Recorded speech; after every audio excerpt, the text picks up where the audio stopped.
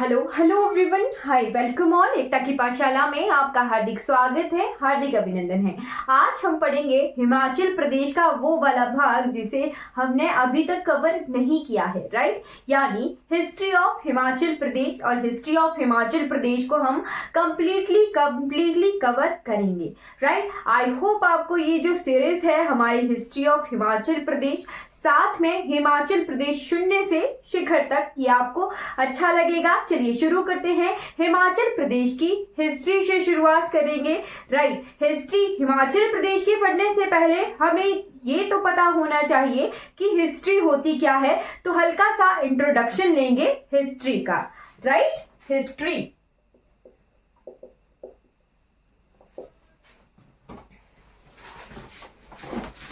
में सबसे पहला टॉपिक है हमारा सोर्सेज ऑफ हिस्ट्री, राइट। अब जैसे हम किताब खोलते हैं हमें तीन चीजें देखने को मिलती हैं। एंशिएंट हिस्ट्री यानी प्राचीन काल का इतिहास, सेकेंड पोर्शन आता है मेडिवल हिस्ट्री यानी मध्यकालीन का इतिहास, और आता है मॉडर्न हिस्ट्री यानी हमारा आधुनिक भारत का इतिहास, राइट। इसी तरह से तीन भाग डिवाइडेड है हिस्ट्री के, राइट। बट हमारा जो एंशिएंट हिस्ट्री है वो अलग तरह से हमने पढ़ना है ताकि हमें इंटरेस्ट जागे, राइट। इंटरेस्ट जागने के लिए हमें ये तो पता होना चाहिए कि हिस्ट्री क्या होता है। हिस्ट्री होता है हमें अपने टाइम से पहले,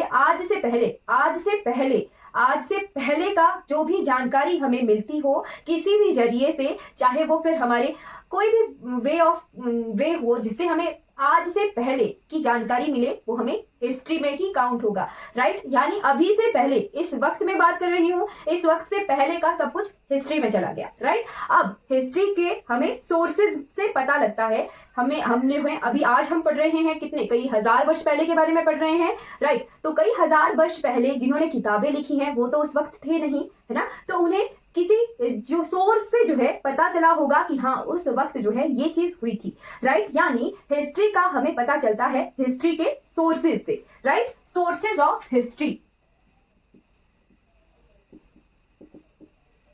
राइट। मैं वहां की बात नहीं कर रही हूं जहां हम एंशिएंट हिस्ट्री, मेडिवल हिस्ट्री और मॉडर्न हिस्ट्री पढ़ते हैं, उससे भी पहले की मैं बात कर रही हूं।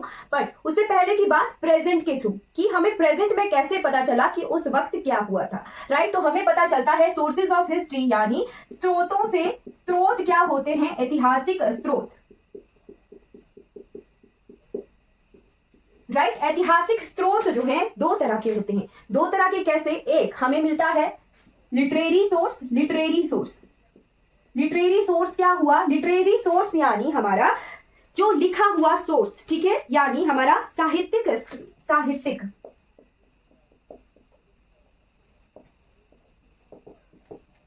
राइट। साहित्यिक स्रोत यानी किसी ने कोई बुक लिख दी है, किसी ने कहीं विजिट किया था और अपनी यात्रा का वृतांत लिखा, या फिर किसी ने कोई बुक लिखी, राइट। लिखा हुआ जो भी हमें हिस्ट्री का मिले वो कहलाता है लिटरेरी सोर्स। और साथ में सेकंड सोर्स आता है, सेकंड स्रोत आता है हमारा आर्कियोलॉजिकल स्रोत।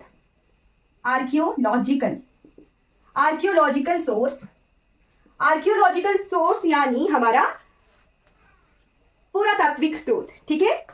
जो भी हम एक्सकेवेट करके यानी खुदाई करके जो है हमें, जैसे मान लो कोई जगह है, जैसे मान लो इंडस वैली सिविलाइजेशन की कोई जगह है, हड़प्पा मालिया या फिर कोई भी लोथल, जो भी जगह है उसे एक्सकेवेट करके, उस जगह की खुदाई करके जो है वहां की लेयर्स, मिट्टी की लेयर्स को देख के हमें हिस्ट्री की चीजें पता लगी। एक लेयर में हमें एक चीज मिली, दूसरी लेयर जब खोदी गई मिट्टी की तो हमें दूसरी चीज मिली, राइट। इसी तरह से हम जो है खुदाई करके यानी जमीन से निकले हुए जो सोर्स होते हैं उन्हें आर्कियोलॉजिकल सोर्स कहते हैं, राइट। आर्कियोलॉजिकल सोर्सेज को हिंदी में कहते हैं पुरातात्विक स्रोत, ठीक है।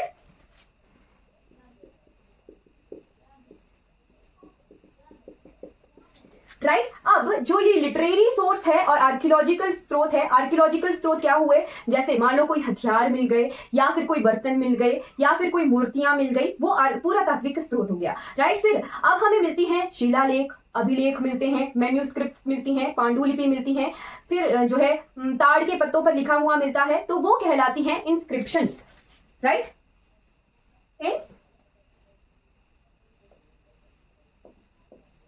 इंस्क्रिप्शंस होता है शिलालेख, और मिलती हैं मैन्यूस्क्रिप्ट्स यानी पांडुलिपियां, हस्तलिखित।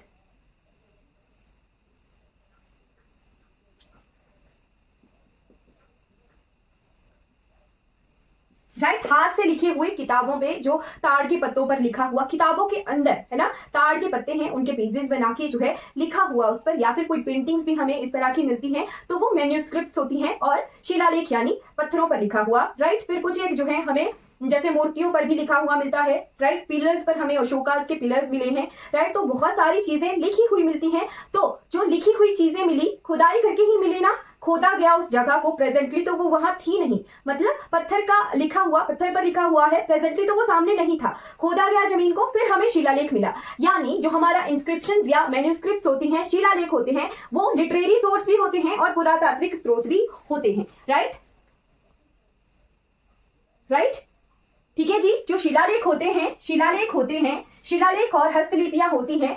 राइट, शिलालेख जो होते हैं वो लिटरेरी सोर्स भी होते हैं और आर्कियोलॉजिकल सोर्सेज भी होते हैं, दोनों काउंट होते हैं। तो इसी तरह से लिखिएगा राइट कि सोर्सेज ऑफ हिस्ट्री दो तरह के होते हैं, लिटरेरी सोर्स यानी साहित्यिक सोर्स, और आर्कियोलॉजिकल सोर्स यानी पुरातात्विक स्रोत जो हमें जमीन से खुदाई करके मिलते हैं। और जो हमारे शिलालेख और अभिलेख होते हैं वो लिटरेरी सोर्स भी होंगे क्योंकि लिखा हुआ है उस पर, और जमीन से निकाले हुए हैं यानी खुदाई करके पुरातात्विक स्रोत हैं, तो वो दोनों तरह के सोर्सेज होते हैं। राइट, अब जो हमारे कॉइन्स होते हैं, सिक्के हमें मिले, कुछ हथियार मिले, वो सारे पुरातात्विक स्रोतों में काउंट होते हैं। राइट, तो आपको जो है किताब खोल के कंफ्यूज नहीं होना है। कुछ जगहों पर लिखा हुआ होता है कि जी शिलालेख मिले हैं, कुछ जगहों पर लिखा है हाँ जी इसने अपनी किताब में वर्णन किया है, और कुछ जगहों पर लिखा होता है हाँ जी इसने अपनी यात्रा वृतांत में ये बताया है। तो वह सभी क्या है, हिस्टोरिकल सोर्सेज हैं। और हिस्टोरिकल सोर्सेज को हम दो टाइप से में डिवाइड कर दिया, एक आ गया लिखा हुआ मिला और एक आया जमीन से खुदाई करके हमें मिला। राइट, आई होप आपको इतनी चीजें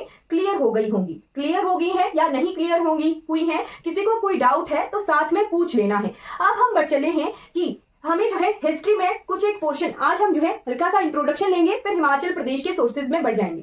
ठीक, तो हमें दो तरह के हिस्ट्री बताने वाले दो होते हैं। दो कौन होते हैं, एक होता है हिस्टोरियन राइट, और एक होता है आर्कियोलॉजिस्ट।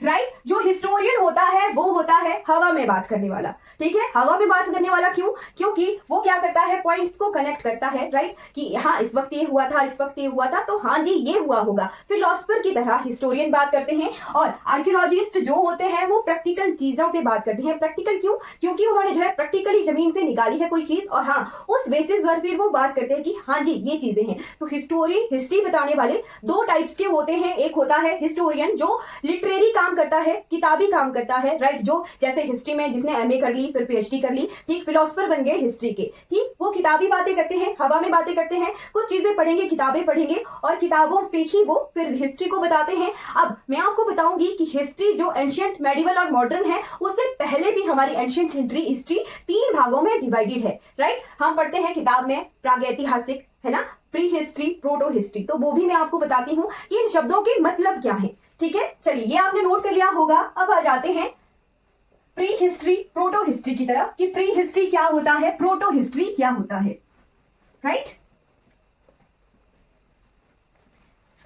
तो हमारी जो एंशिएंट हिस्ट्री है, हम कल की क्लास में एंशिएंट हिस्ट्री पढ़ेंगे। तो एंशिएंट हिस्ट्री यानी हमारा प्राचीन काल का इतिहास। एंशिएंट हिस्ट्री जो है हमारी तीन भागों में विभाजित है, तीन पार्ट्स हैं इसके एंशिएंट हिस्ट्री के। राइट, एक है हमारा प्री हिस्ट्री यानी प्रागैतिहासिक,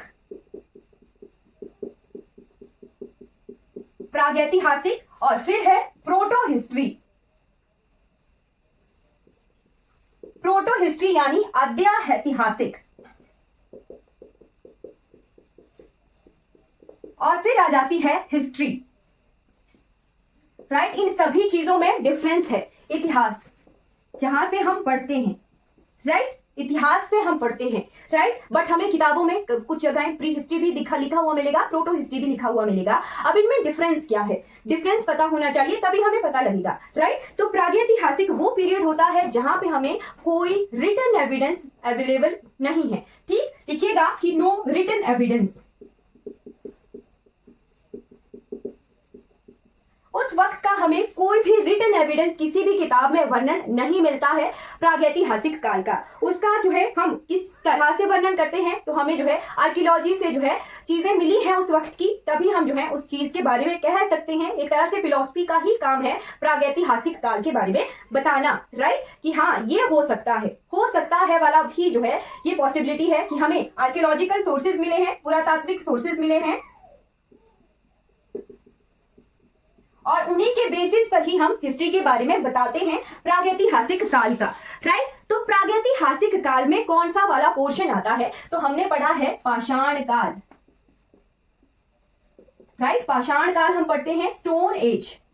जो स्टोन एज है हमारा, वो हमारा प्री हिस्ट्री में आता है। हमें गुफाएं मिलती हैं, ठीक, गुफाएं जैसे भीमबेटका की गुफाएं हैं, वहां पे इंस्क्रिप्शंस हैं, यानी कुछ चित्र बने हुए हैं उन गुफाओं में, राइट। हमें जो है पाषाण कालीन हथियार मिलते हैं, राइट। बहुत सारी चीजें जो है हमें आर्कियोलॉजी से के थ्रू जो है पाषाण काल की मिली है, राइट। तो पाषाण काल हमारा प्री हिस्ट्री पीरियड में आता है, प्रागैतिहासिक पीरियड में आता है। उसका कोई रिटन एविडेंस नहीं है, कोई लैंग्वेज उस वक्त नहीं थी, कोई स्क्रिप्ट उस वक्त नहीं थी, और हमें जो है सिर्फ और सिर्फ आर्कियोलॉजिकल सोर्सेज ही उस वक्त के मिले थे, पुरातात्विक स्रोत ही हमें मिले थे। अब आ जाते हैं प्रोटो हिस्ट्री की तरफ। प्रोटो हिस्ट्री को कहते हैं आद्य ऐतिहासिक काल। तो आद्य ऐतिहासिक काल में क्या है, रिटन एविडेंस तो है,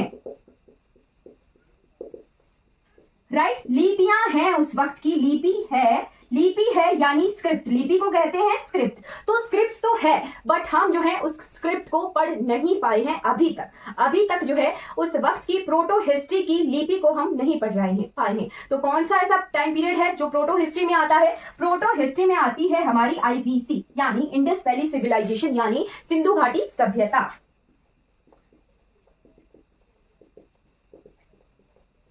राइट। सिंधु घाटी सभ्यता के हमें आर्कियोलॉजिकल सोर्सेज मिले हैं, राइट। हमें जो है,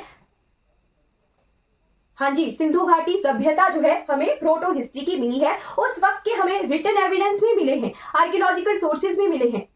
सील एक तरह की जो है सीलें हमें मिली हैं, उस पे लिपि लिखी हुई है इंडस वैली सिविलाइजेशन की, यानी सिंधु घाटी सभ्यता की। सिंधु घाटी सभ्यता को हड़प्पा सभ्यता के नाम से जाना जाता है, राइट। तो अब प्रेजेंट टाइम में हड़प्पा सभ्यता ही कहा जाता है सिंधु घाटी सभ्यता को, राइट। तो उस वक्त की जो सीलें हमें मिली है उस पे लिपि तो है, स्क्रिप्ट है, बट उसे हम डिसाइफर नहीं कर पाए हैं, यानी उस स्क्रिप्ट को हम पढ़ नहीं पाए हैं, राइट। तो प्रोटो हिस्ट्री में सिंधु घाटी सभ्यता आती है। फिर आ जाते हैं इतिहास की तरफ। तो इतिहास में हमें लिटरेरी सोर्सेज भर के मिलते हैं, राइट। लिटरेरी सोर्सेज यानी साहित्यिक सोर्सेज हमें बहुत ज्यादा मिलते हैं, और उसी बेसिस पे हम एंशिएंट मेडिवल हिस्ट्री को पढ़ते हैं, क्योंकि हमें जो है लिटरेरी सोर्सेज भी मिल रहे हैं। उस वक्त का हमें आर्किटेक्चर भी देखने को मिलेगा, राइट। एंशिएंट हिस्ट्री के बाद जैसे नालंदा यूनिवर्सिटी हमें देखने को मिलती है, राइट। फिर हमें जो है बहुत सारी चीजें, आर्किटेक्चर भी मिलेगा, लिटरेरी सोर्स भी मिलेंगे, और आर्कियोलॉजिकल सोर्सेज भी मिलेंगे इतिहास की, राइट। तो इस तरह से हमारा इतिहास डिवाइडेड है। पाषाण काल, सिंधु घाटी सभ्यता, फिर सिंधु घाटी सभ्यता के बाद ऋग वैदिक काल आ जाता है। फिर उसके बाद हमारे जो हमारे जनपद होते हैं वो पोर्शन आता है। फिर जनपद के बाद हमारी हिस्ट्री शुरू हो जाती है, राइट। तो आई होप आपको क्लियर हो गया होगा। इस तरह से हमने जो है हिस्ट्री के बारे में जाना कि हिस्ट्री इस तरह से जो है हमारी शुरू होती है, राइट। अब आ जाते हैं हिमाचल प्रदेश की हिस्ट्री की तरफ। ओके, हिमाचल प्रदेश की हिस्ट्री को पढ़ने से पहले हमें टाइमलाइन पता होनी चाहिए हिस्ट्री की, ठीक। टाइमलाइन कैसे? क्योंकि कुछ जगहों पर हमें उल्टी गिनती देखने को मिलेगी और कुछ जगहों पर हमें जो है सीधी गिनती देखने को मिलेगी, राइट। तो हिस्ट्री की टाइमलाइन, राइट, इस तरह से बनाइएगा हिस्ट्री की टाइमलाइन को, राइट। एक ले लिया हमने 0, जबकि जीसस क्राइस्ट का बर्थ, राइट, जीसस क्राइस्ट का बर्थ जो है 0 को काउंट करते हैं, और जीसस क्राइस्ट के बर्थ से पहले BCE यानी कुछ जगहों पर बिफोर कॉमन एरा लिखा होता है, बिफोर कॉमन एरा, राइट, और या फिर before the birth of Christ. तो यीशु मसीही, हिंदी वालों के लिए यीशु मसीही का जो बर्थ ईयर है उसे 0 काउंट किया जाता है। उससे पहले जो है ईशा पूर्व, ठीक, ईशवी पूर्व जो है कहते हैं, ईशवी पूर्व, राइट। और उसके बाद जो है ईशवी शब्द यूज करते हैं, यानी AD यानी एनो डोमिनी, एनो डोमिनिको का क्या मतलब होता है? तो इसका मतलब होता है in the year of Lord, right. इसका मतलब होता है in the year of Lord, यानी भगवान के जन्म के बाद या भगवान के जन्म वर्ष के बाद, ठीक है। तो इस एडी करके लिखते हैं, राइट। सीई करके भी लिखा जाता है, सीई यानी कॉमन इरा, राइट। तो ये गिनती तो सीधी चलती है, 0 से 100, पहली सदी, दूसरी सदी, इस तरह से जो है इसे काउंट करते हैं, राइट। ठीक, इस वक्त जो है हम 21वीं सदी में जी रहे हैं, राइट। ये सेंचुरी वाला जो सीधी गिनती है, सीधी गिनती इस तरह से चलती है, और ये जो उल्टी गिनती है ये ऐसे चलती है, 1500 से लेके जैसे 500 BCE। ये मैंने कौन सा टाइम बताया? तो ये मैंने ऋग वैदिक काल का टाइम बताया, ठीक। 1500 लेके 500 BCE उल्टी गिनती चलती है, ठीक है। ठीक, जैसे 1500 से लेके 1000 से लेके 1500, जैसे इंडस वैली सिविलाइजेशन चली हमारी 2700 से लेके BCE से लेके 1700, एवरेज बताया मैंने, ठीक है। फिर कुछ एक टाइम पीरियड है, फिर हमारा ऋग्वैदिक काल शुरू हो गया। ऋग्वैदिक काल के बाद हमें बाहरी आक्रमण जो है हमें देखने को मिलेगा, ठीक ठीक। तो बाहरी आक्रमण के बाद हमें जो है ये वंशावलियां शुरू हो गई थी, गुप्त काल, मौर्य काल, ये सभी, है ना। तो इस तरह से टाइमलाइन है हमारी हिस्ट्री की, ठीक। आला क्लियरली बताया कि उल्टी गिनती चलती है हमारी ईसवी पूर्व, है ना। इस तरह से ये जो 1500, इस तरह से मैंने एग्जाम्पल बताया, जैसे ये टाइम है ऋग्वैदिक काल का,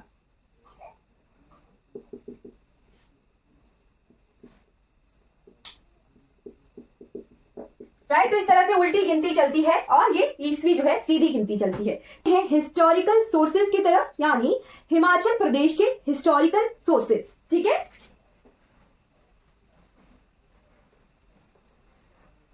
राइट, तो हिस्टोरिकल सोर्सेज में हम सबसे पहले हिमाचल प्रदेश के लिटरेरी सोर्सेज पढ़ेंगे, ठीक है।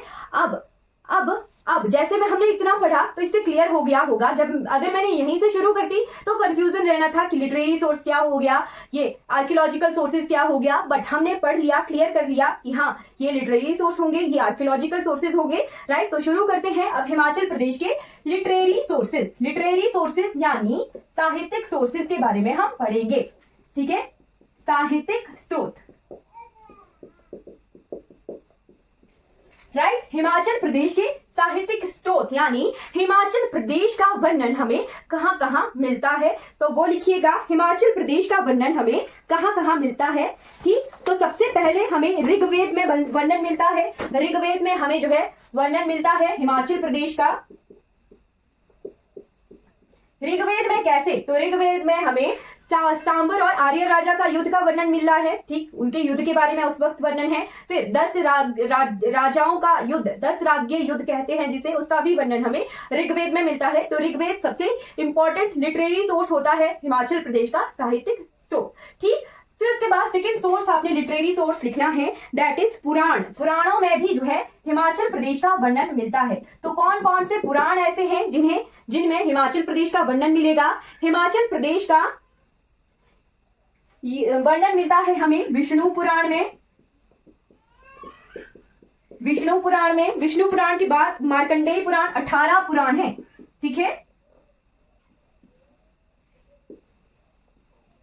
18 पुराणों में से अभी तक हमारे पास जो है केवल मात्र 5 पुराण जो है सिर्फ हालात में मिले हैं, रहे हैं। बाकी 18 पुराणों के तो नाम ही हैं, ठीक है। फिर स्कंद पुराण में भी जो है हिमाचल प्रदेश का वर्णन मिलता है, राइट। फिर उसके बाद थर्ड लिटरेरी सोर्स आपने लिखना है महाभारत और रामायण। महाभारत और रामायण में भी जो है हिमाचल प्रदेश का वर्णन हमें मिलता है। महाभारत में जो है कैसे मिलता है? किन्नर देश के वर्णन मिलेगा, ठीक। महाभारत में कौरवों का साथ किसने दिया था? तो कांगड़ा के सुशर्मा चंद्र ने कौरवों का साथ दिया था। इस तरह से हमें महाभारत में भी वर्णन मिलेगा, राइट। फिर आते हैं वेद में अष्टाध्यायी। तो अष्टाध्यायी क्या है? पाणिनि ने इसका रचना। अध्यायी में जो है हिमाचल प्रदेश का वर्णन हमें मिलेगा, राइट। फिर उसके बाद आपने नोट करना है कालिदास ने एक नाटक का रचना की थी जिसका नाम है रघुवंशम, ठीक। 5वें नंबर पे आपने लिखना है रघुवंशम की रचना की थी कालिदास ने, ठीक, हिस्ट्री में हम पढ़ेंगे कि कालिदास किसके दरबारी कवि थे, राइट। फिर उसके बाद 6वें नंबर पे लिखना है आपने विशाखा दत्त। तो विशाखा दत्त के 2 रचनाओं में हिमाचल प्रदेश का वर्णन मिलता है। एक है मुद्रा राक्षसम, और इनके पेपर में क्वेश्चन आते हैं कि मुद्रा राक्षसम की रचना किसने की थी, ठीक, तो विशाखा दत्त। विशाखा दत्त के मुद्रा राक्षसम में, राइट, और उसके बाद विशाखा दत्त के देवी चंद्रागुप्तम में भी इसका वर्णन मिलता है हिमाचल प्रदेश का। देवी चंद्रागुप्तम गुप्तम, राइट, ये भी जो है विशाखा दत्त की रचना है, राइट। रघुवंशम कालिदास ने रचना की थी, हाँ जी, किसने रचना की थी, विशाखा दत्त ने, और देवी चंद्रागुप्तम भी विशाखा दत्त की रचना है, वहां पे हिमाचल प्रदेश का वर्णन मिलता है। कालिदास के रघुवंशम में भी जो है वर्णन मिलता है। पाणिनि की अष्टाध्यायी का पेपर में क्वेश्चन आया था कि अष्टाध्यायी किसकी रचना है, पाणिनि की रचना है, राइट। फिर उसके बाद कलहन की राजतरंगिणी में भी जो है हिमाचल प्रदेश का वर्णन मिलता है, राइट। 8 नंबर पे लिखिएगा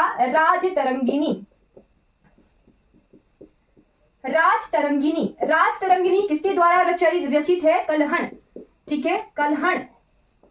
तो यहाँ पर भी हमें जो है हिमाचल प्रदेश का वर्णन मिलता है। आई होप क्लियर हो गया होगा। राजतरंगिनी वैसे जम्मू कश्मीर की हिस्ट्री है, राइट, कलहन ने उसकी रचना की थी, बट उसमें भी हिमाचल प्रदेश का वर्णन हमें मिलता है। तो इतने सोर्सेज आ गए, साहित्यिक स्रोत जिनसे जो है हमें हिमाचल प्रदेश का वर्णन मिलेगा, राइट। अब इसके बाद हम जो है, ये है संस्कृत स्रोत, ये सारे संस्कृत में है, ठीक है, संस्कृत में लिखे हुए। अब हम फारसी के स्रोत देखेंगे, फारसी। तो पर्शियन स्रोतों में लिखिएगा सबसे पहले तारीखें, ठीक, मैं साथ में रचनाकार का भी नाम लिखवाऊंगी, ठीक है। तो तारीखें यामिनी, जल्दी जल्दी लिखिएगा, तारीखें यामिनी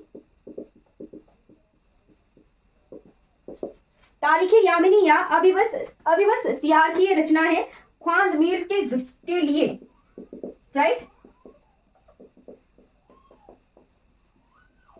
जो इंपॉर्टेंट है वो मैं आपको बताती रहूंगी। सेकेंड आपने लिखना है तारीखे फरिश्ता सुल्तान मोहम्मद के लिए थी ये तारीखे फरिश्ता, ये ज्यादा पुरानी है, ठीक है, राइट। आपके लिए जो इंपॉर्टेंट है वो मैं आपको बताती हूं, जैसे तारीखे फिरोज शाही,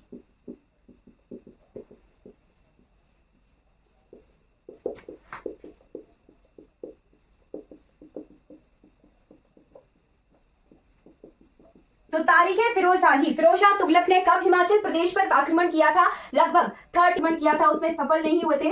1365 में इन्होंने जो है फिर कांगड़ा में आक्रमण किया था, और ये ज्वाला जी से बहुत सारी किताबों को लेके गए थे, राइट। तो तारीख फिरोज शाही किसने इसकी रचना की थी, बर्नी ने।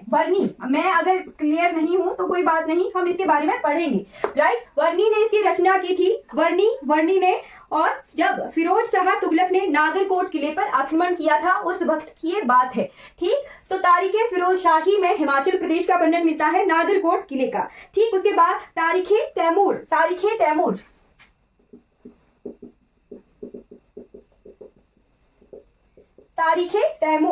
तैमूर सिरमौर किंगडम के बारे में इसमें वर्णन मिलता है, सिरमौर के बारे में, राइट। कौन से राजा के बारे में वर्णन मिलता है, तो राजा रतन सिंह थे, राइट, उनके बारे में वर्णन मिलता है, राजा रतन के बारे में जो सिरमौर के थे, इसमें तारीखे तैमूर में, ठीक। उसके बाद अकबरनामा या फिर आईने अकबरी, ठीक, अकबरनामा में भी जो है हिमाचल प्रदेश का वर्णन मिलता है, क्योंकि अकबर जो है पहले मुगल शासक थे जिन्होंने हिमाचल प्रदेश की तरफ आए थे, ठीक है। अकबरनामा में वर्णन मिलता है आईने अकबरी,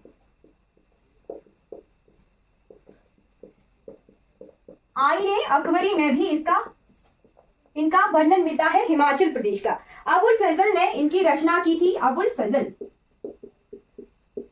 राइट। तो ये आगे पर्शियन साहित्यिक स्रोत, राइट। फिर सिख स्रोतों में भी जो है हिमाचल प्रदेश का वर्णन मिलता है, राइट। और ये पेपर में क्वेश्चन आया था, सिख स्रोत, राइट। तो सिख जो है पंजाबी की कौन सी लिपि है, चलिए बताइए, पंजाबी कौन सी लिपि में लिखी जाती है, गुरुमुखी में लिखी जाती है, चलिए मैंने ही बता दिया, पर पंजाबी गुरुमुखी में लिखी जाती है। तो पंजाबी में सिखों का है एक विचित्र नाटक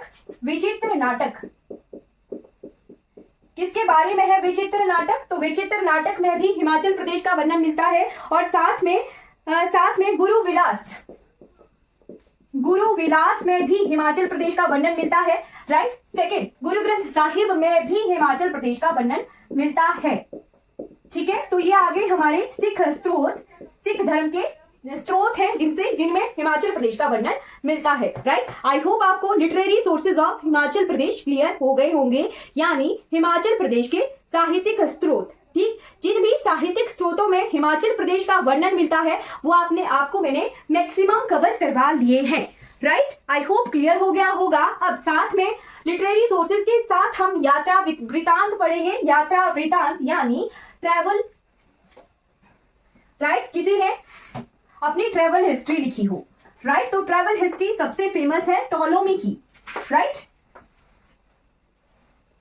बहुत सारे मैक्सिमम राजाओं के दरबारों में यात्री आए थे और राजाओं के दरबारों में यात्रियों की जो है खूब मेहमानबाजी होती थी, राइट। दरबारों में वो रहते थे, दरबार के बारे में वहां पर क्या क्या होता था वो सब कुछ वो अपने साथ ले जाते थे और फिर अपनी यात्रा वृतांत लिखते थे, राइट। तो लिटरेरी सोर्सेज में सेकेंड नंबर पे लिखिएगा, ये तो साहित्यिक स्रोत थे। अब यात्रा वृतांत, राइट। ट्रैवलर्स अकाउंट जिसे इंग्लिश में कहते हैं, ट्रैवलर्स अकाउंट, राइट। यात्रा वृतांत, राइट। तो ट्रैवलर्स अकाउंट में सबसे पहले आते हैं टॉलोमी,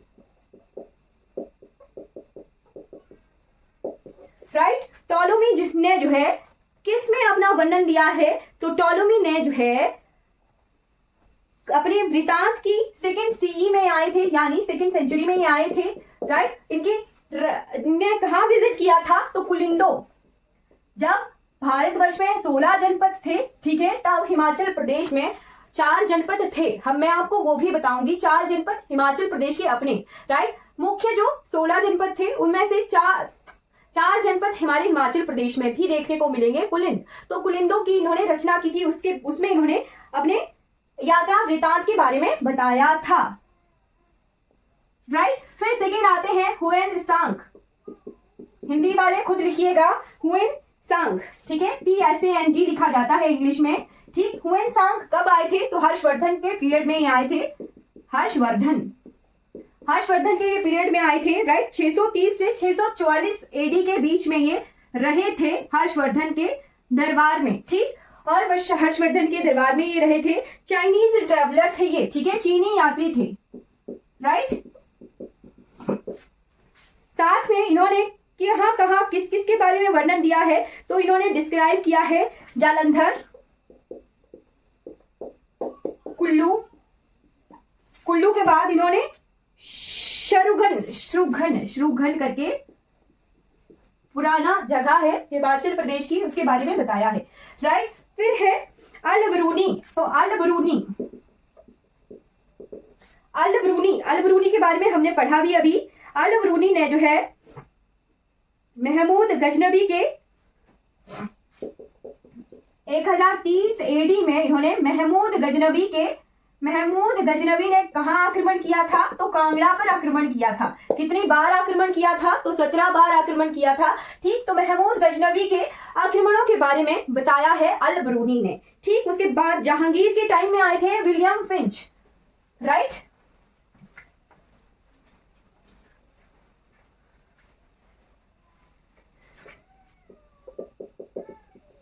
जहांगीर के टाइम में आए थे विलियम फिंच। तो विलियम फिंच कौन थे, ब्रिटिश यात्री थे, ठीक है। ब्रिटिशर्स का आना शुरू हो गया था, राइट। ब्रिटिशर्स जहांगीर के टाइम पीरियड में ही भारत आए थे, ठीक है। तो विलियम फिंच और थॉमस कॉरियार्ड आए थे, ठीक है। उन्होंने अपने ट्रैवलर्स गाइड में इनके बारे में वर्णन किया है। औरंगजेब के टाइम में आए थे फ्रांसिस वर्नियर,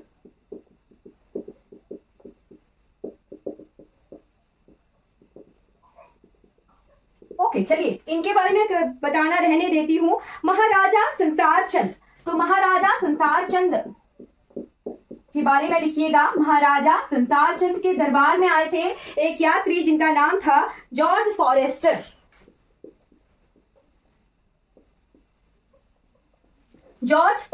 कब ये आए थे, 1783 AD में आए थे। ये इंपॉर्टेंट है। जॉर्ज फॉरेस्टर किसके दरबार में आए थे? तो महाराजा संसार चंद के दरबार में ये आए थे, राइट। फिर वंशावलियां, तो वंशावलियों के बारे में बताया है। दो तीन यात्री हैं जिन्होंने वंशावलियों के बारे में बताया है, वो भी नोट कीजिएगा। वंशावलियों से भी जो है हमें हिस्ट्री का पता चलता है, राइट। वंशावली क्या होती है? यानी एक बेटा, फिर उसका बेटा राजा बना, उसका बेटा, राइट। तो वंशावलियों के बारे में इन्होंने बताया है तो विलियम मूरक्राफ्ट, ठीक है, विलियम मूरक्राफ्ट ने जो है वंशावलियों के बारे में बताया था। कब ये हिमाचल प्रदेश आए थे? तो 1817 से 22 तक जो है ये हिमाचल प्रदेश में रहे थे और इन्होंने हिमाचल प्रदेश की वंशावलियां ढूंढी थी। कहां की? कांगड़ा राजवंश की वंशावलियां, ठीक है, कांगड़ा की वंशावलियां ढूंढी थी। फिर थे अलेक्जेंडर कनिंघम,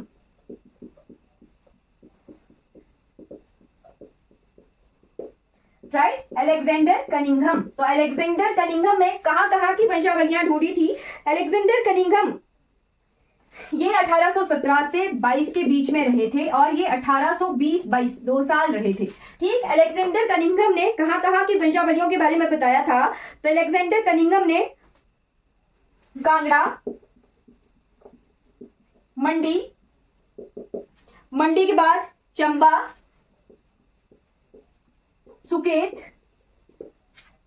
सुकेत और नूरपुर, इन रियासतों की वंशावलियों के बारे में बताया था।